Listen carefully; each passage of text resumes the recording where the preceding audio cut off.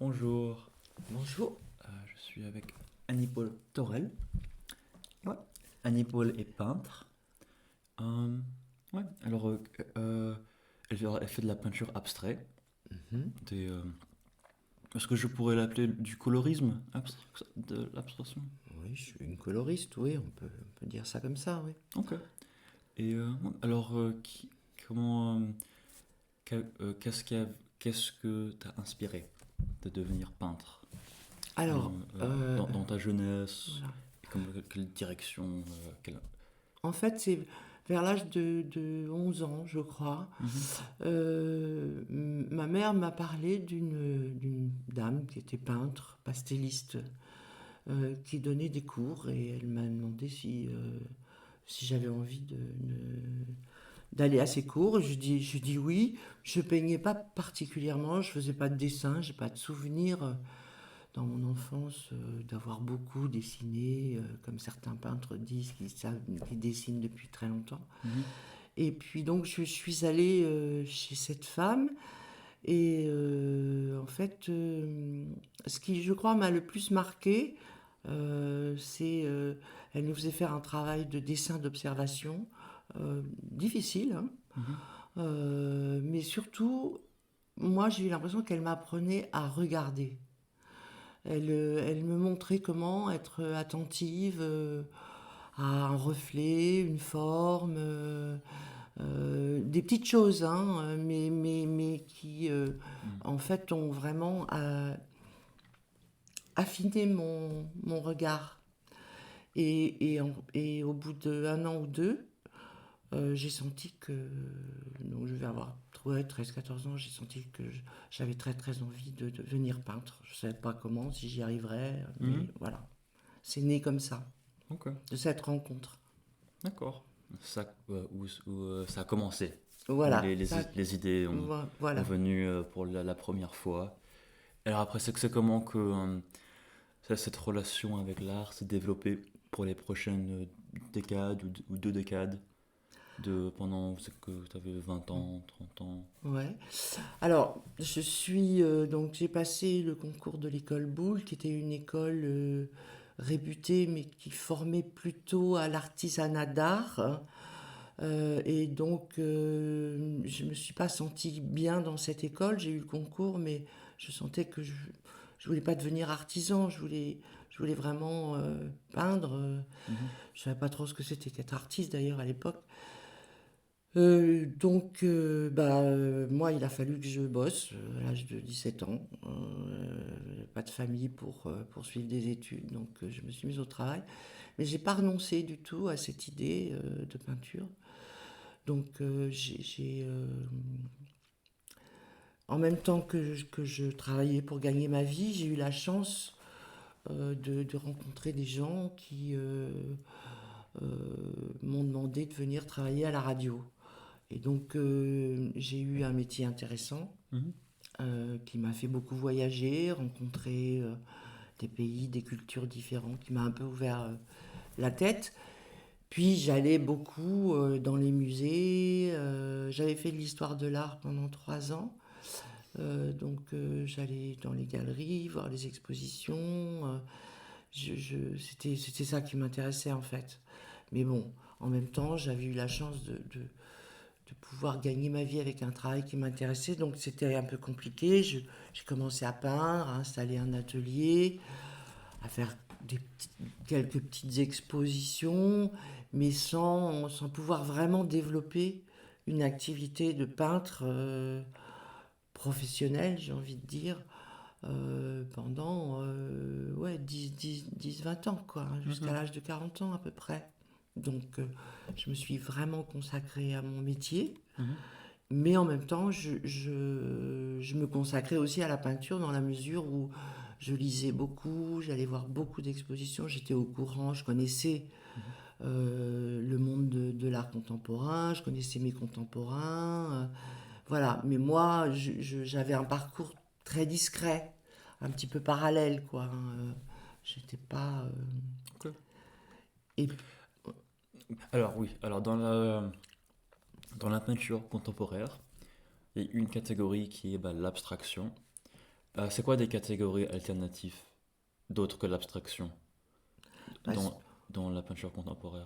il y a il y a plusieurs courants de peinture, c'est-à-dire il y a ce qu'on appelle la figuration, Et ça, c'est l'art figuratif qui représente une, quelque une chose. personne ou un arbre Oui, c'est ça, qui Ok. représente des choses que l'on connaît. Mhm. Et puis, il y a Ça dépend. l'art abstrait, Ouais. mais Mhm. il y a l'art conceptuel. C'est quoi l'art conceptuel? Euh, c'est plutôt penser une chose que véritablement la réaliser. C'est-à-dire où vraiment la concevoir intellectuellement pour ensuite la mettre en œuvre. Alors que on peut peindre de manière beaucoup plus instinctive, sans forcément avoir conceptualisé avant une peinture. Ok. Il y a la performance, il y a le body art, enfin il y a Mhm. quand même Mhm. beaucoup de mouvements. Ouais. Alors, de tous ces différents mouvements, pourquoi l'abstraction? C'est quoi qui t'attire à l'abstraction au lieu de faire des figures ou le body art ou la... Moi j'ai quand même une formation très figurative, hein. Mhm. Euh, j'ai appris à peindre des natures mortes, à dessiner un cheval.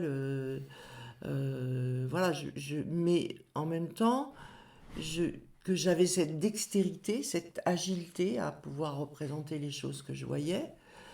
Je sentais que je n'exprimais pas quelque chose que j'avais en moi et qui ne s'exprimait pas de cette manière-là. Qui, qui, euh, et, et, et donc, moi, il m'a fallu du temps, beaucoup de temps. Je suis pas directement. Si je suis. Quand j'avais 18 ans, je faisais des lignes, par exemple. Mhm. Mais c'était une époque où il fallait trouver toujours des choses nouvelles. Et j'avais vu comment dire, sur Artpress, un dossier sur Barnett Newman qui faisait des lignes. Mhm. Et j'avais l'impression que je faisais un peu des lignes comme lui. Ouais. Et donc je me suis dit, bah, c'est trop tard. C'est fichu, Ouais, quoi. c'est Il trop l'a tard. fait, je peux plus le faire. Et donc j'ai vraiment arrêté. Mhm. Et je n'ai repris que 30 ans plus tard. Où là, je me suis dit, bah, après tout, Mhm. les impressionnistes, ils peignaient tous des meules de foin, des bords de mer, des ciels. Mhm. Pourquoi plusieurs artistes ne peindraient pas des lignes, mais chacun à leur manière, quoi. Il Mhm. m'a fallu beaucoup de temps. Mhm. Mais c'est vraiment la peinture américaine qui et un peintre et un artiste français qui s'appelle Pierre Talcoat, Mhm. qui ont été les déclencheurs pour que je perçoive en moi que c'était vers cette dimension-là que je voulais aller. Ok. Au lieu de l'impressionnisme ou je sais Oui, pas quoi d'autre. ou au lieu des abstraits français, ce qu'on Ouais. appelle l'école de Paris. Moi, l'école de Paris, les artistes français ou européens, je les trouvais ennuyeux.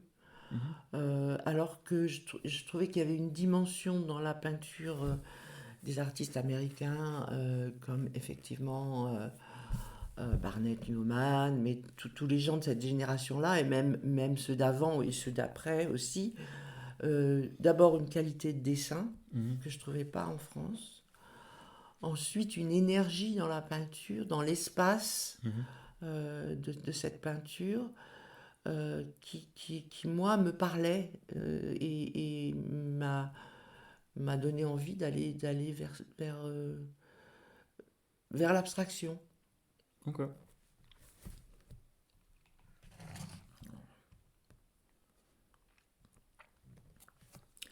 Alors, dans, quand on parle de peinture, des fois on dit que quelque chose marche, Mm. et des fois on dit que quelque chose ne marche pas. Et quand on dit ceci, ça veut dire quelque chose. Euh, mais, euh, mais je comprends pas trop en, en plus précis ce que ça veut dire que quelque chose marche. Peut-être que ce serait utile d'avoir un exemple concret. Ben, par exemple, moi je pense souvent, enfin, Effectivement, quand on a la sensation qu'une peinture, elle fonctionne, Mhm, ça veut dire que tous les paramètres qui la composent, mhm, c'est-à-dire l'espace, les lignes, les proportions, les couleurs, tout est ça, à une juste place. mhm, À ce moment-là, hein, à un instant T, bien évidemment, ça pourrait être différent un an avant. Mais c'est comme une musique aussi. mhm. C'est-à-dire qu'à un moment donné, il y a un tempo, il y a un rythme, il y a une couleur dans la musique qui fait que ça.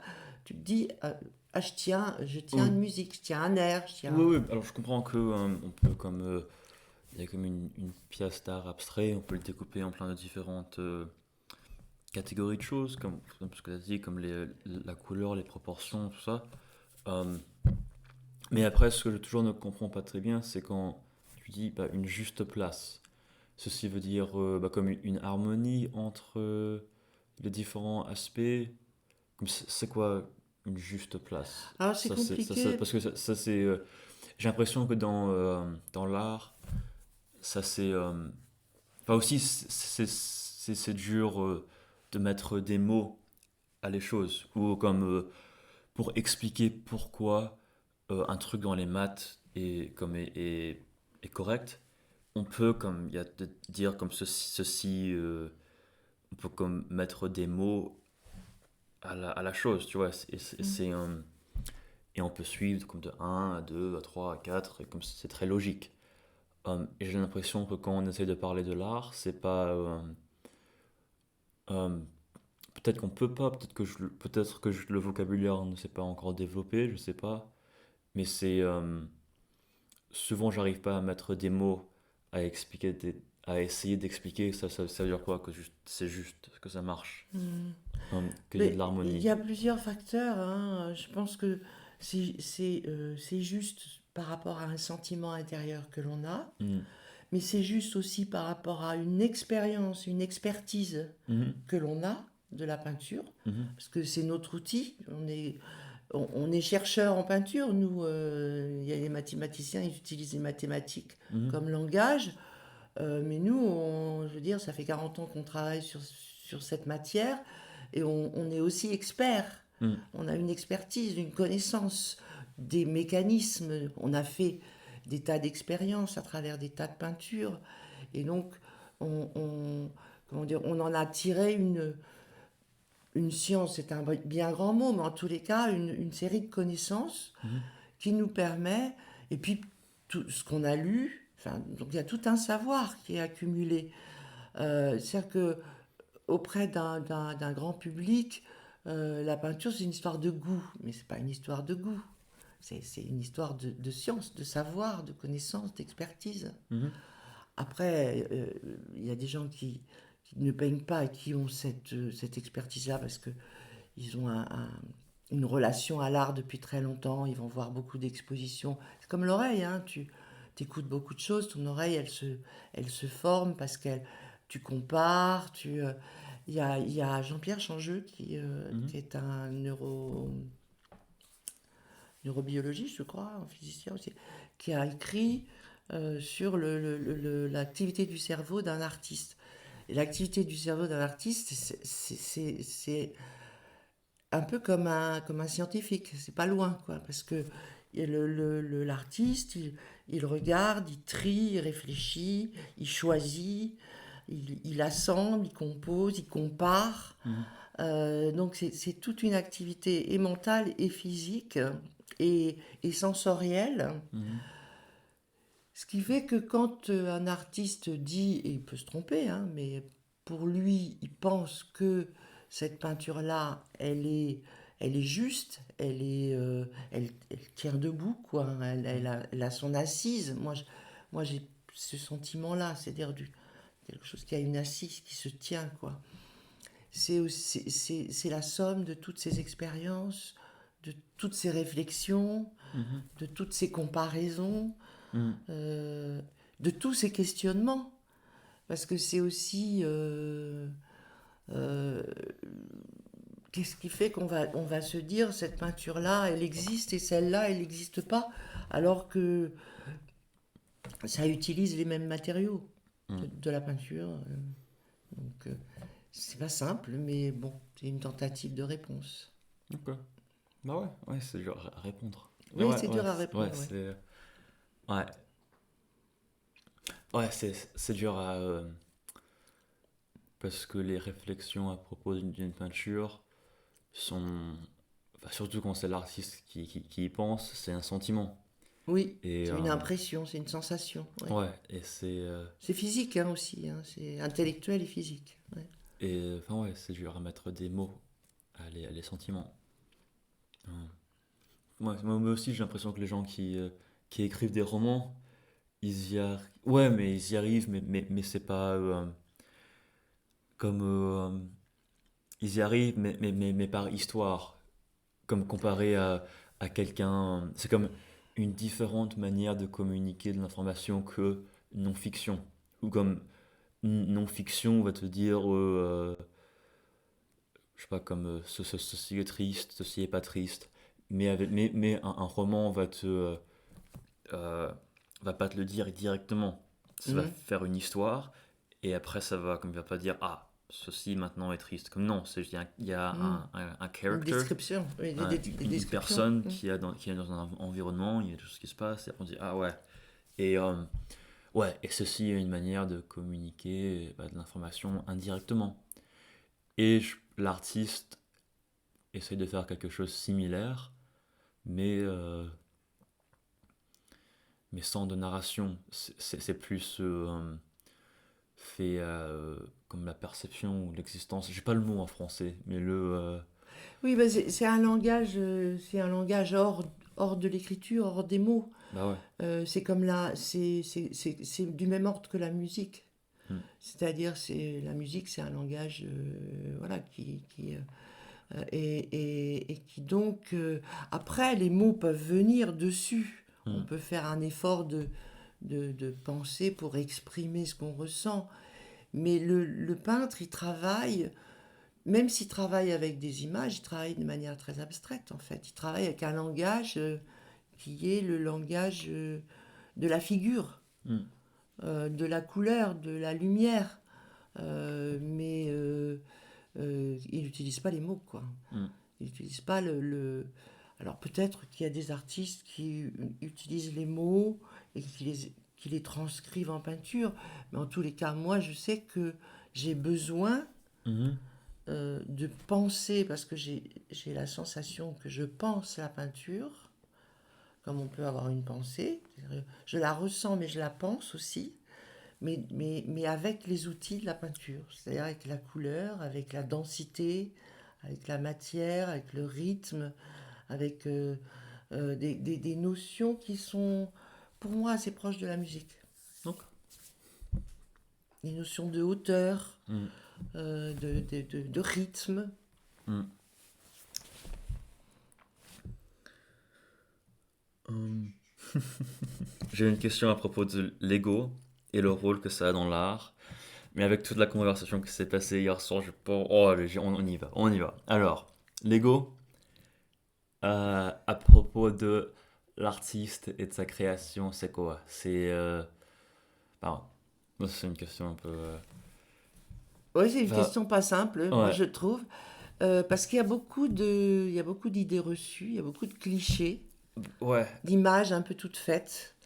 L'image première aux yeux d'un large public, c'est égocentriste, Hmm. c'est-à-dire centré sur soi. Moi, je suis pas sûre que les artistes, alors peut-être qu'il y en a, mais tout comme n'importe quel individu dans la société, dans n'importe quelle catégorie sociale, Ouais, on trouve des gens qui sont égocentrés, c'est-à-dire qu'ils sont effectivement centrés sur eux. ouais. Mais j'ai l'impression qu'il y a un lien entre l'ego et l'artiste. Que comme quand je pense à les stéréotypes qu'il y a à propos des boulots, Ouais. il y a, ouais, je pense à quelqu'un qui a un grand ego, bah, c'est bah, les artistes et les politiciens. Ça, c'est la première personne qui me vient dans la tête. Euh, Il y a les comédiens aussi. les comédiens, oui, Les parce- stars, ils oui, ont un oui, oui, ego ça, oui, enfin aussi beaucoup les plus personnes développé de que... Hollywood et tout ça, oui, ou Ouais, enfin, juste les gens dans les domaines artistiques. Alors ça, je peux faire comme les peintres, mais aussi, enfin, mais aussi ouais, les comédiens, les acteurs, ouais, et aussi, et aussi les fashion people. Je sais pas comment dire Mm. ça en français. Oui, oui, les personnes publiques. Ouais, ouais. Les, ouais. Hum, et les journalistes. Mais enfin, Mm. ouais, plus quand on pense de l'ego, quelqu'un qui a une grande ego, je pense que ce que je dis, je mets l'ego en relation avec ses boulots, je pense pas que c'est unique à moi. Je pense qu'il y a beaucoup de gens qui pensent ça. Mm. Et Oui. il doit y avoir une raison pourquoi il y a cette connexion. Bah parce que effectivement, ce sont des gens qui attirent le regard sur eux, Mhm, mais à travers une production, mhm. à travers une création. Ouais. Donc, moi, j'aime pas trop finalement ce terme-là. Ego? Oui, parce que je sais, je sais pas vraiment si ça correspond à une réalité. Je pense que, je Mhm, pense que contrairement à ce que la plupart s'imaginent, mhm. les artistes ce sont plutôt des gens qui ont des failles, C'est quoi des failles? qui ont des brisures, des fêlures, des blessures. Mhm, Ce sont plus des et qui donc pour pouvoir rester avec un sentiment d'existence, mhm. pour se sentir vivant, pour donner un sens à leur vie, euh, ont été du côté de la création. Voilà, par une série de rencontres et de nécessités à l'intérieur de soi. C'est pour ça que je sais pas, pour moi, le terme égo veut rien dire par Mhm. rapport à la notion de créateur, de création et d'artiste. Ok. C'est, je pense qu'un artiste, il doit développer beaucoup de force, Mhm, euh, parce que finalement, il doit soutenir quelque chose alors que personne ne lui demande rien. mhm. Et il doit essayer de le défendre, de le montrer, de faire exister auprès des autres. Donc ça demande une forme de courage, ça demande Mhm. voilà, une forme de force. Mais ego, je sais, en fait, moi, je sais pas. D'accord. D'accord. Je sais pas trop. D'accord. Bon, pour changer le sujet, dernière question. Alors, si pour qui est assez jeune, qui est dans le lycée ou l'université, et qui a une grande attraction à l'art, de l'appréciation de l'art, mais aussi surtout de la production de l'art, quel conseil est-ce que tu donnerais à cette personne qui a, on peut dire, peut-être 16 ans, peut-être 23 ans, euh, à propos ouais, d'être artiste ou de la place que l'art a dans la vie. Bah, je lui dirais d'être attentif Mhm, à l'importance que ça a pour lui ou elle, enfin, mhm, d'écouter un peu en lui-même ou en elle-même la nécessité de cette chose-là, mhm, et ensuite d'y aller, de prendre le risque d'y aller, de se faire confiance. Et c'est un chemin, c'est un peu au jour le jour, c'est un peu... Il faut trouver des solutions, il faut trouver des solutions d'existence, pour gagner sa vie, pour acheter du matériel, pour vendre. Enfin, c'est c'est une vie complexe. mhm. Bah ouais. Voilà, c'est de le faire avec le plus de vérité, d'authenticité. Pourquoi? Pourquoi Parce, authenticity et vérité, c'est important pour... c'est sans doute parce que c'est important pour moi, Mhm, mais aussi parce que je pense que c'est ça qui permet de tenir longtemps mhm. et d'avoir comme la course à pied, d'avoir de l'endurance.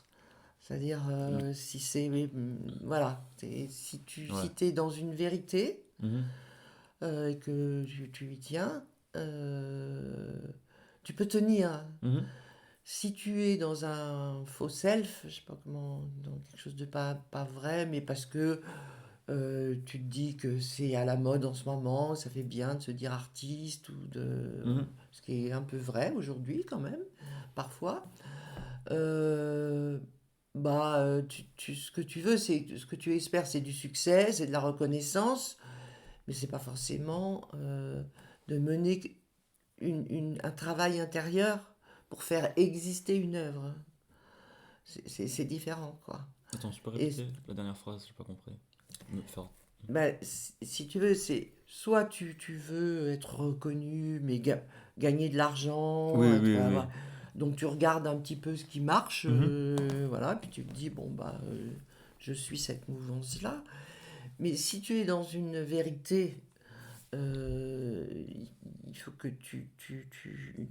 tu travailles quelque chose à l'intérieur de toi Mhm. qui va devenir une œuvre, mais qui est au plus près de toi, Mhm. qui n'est pas forcément en phase avec une époque, ou qui peut l'être à un certain moment, puis ne plus l'être à un autre moment. Et si c'est, je veux dire, si c'est dans quelque chose de très vrai, ça te permet de tenir dans les périodes où, Ouais. tu vois, parce que c'est toi, quoi, Mhm. c'est existentiel. Mhm. Alors que moi, j'ai vu des gens, j'ai entendu des artistes dire oui, bah, si ça marche pas, j'arrête. Bah, très bien. Mhm. Je pense qu'il y a une. Quand c'est au plus près de soi, oui, dans l'adversité, comme on dit, dans la difficulté, euh, ça permet de tenir. Ok. Bah, merci. Merci pour Merci ces à conseils. toi. Ouais. Bon, alors, t'as fait le temps que tu voulais? Attends.